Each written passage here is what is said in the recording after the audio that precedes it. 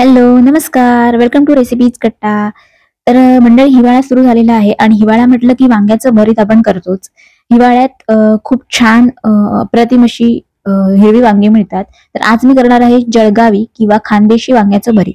तर जळगावला अशी हिरव्या रंगाची वांगी मोठ्या प्रमाणात मिळतात आणि तिकडे हिरव्या रंगाच्या वांग्याचंच भरीत केलं जातं आणि खूप छान लागतं. त्यासाठी वांग मी स्वच्छ धुवून तेल लावून भाजून घेतलेलं आहे आणि त्यानंतर मिरची आणि लसूण तव्यावर किंवा कढईत परतून घ्यायचा आहे आणि त्यानंतर थोड्याशा तेलामध्ये शेंगदाणे पण तळून किंवा परतून घ्यायचे आहेत.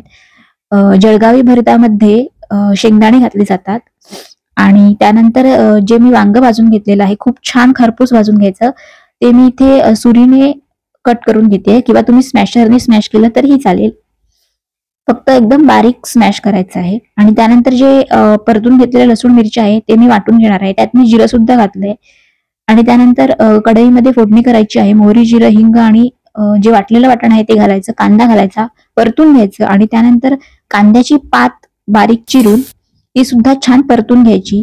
खानदेशी भरतामध्ये कांद्याची पात घातली जाते आणि ती खूपच छान लागते. ती घालून झाली की छान कांद्याची पात शिजवून घ्यायची आणि त्यानंतर जे वांग भाजून घेतलेलं आहे ते घालायचं आणि त्यानंतर जे शेंगदाणे तळून घेतलेले आहे तेही घालायचे.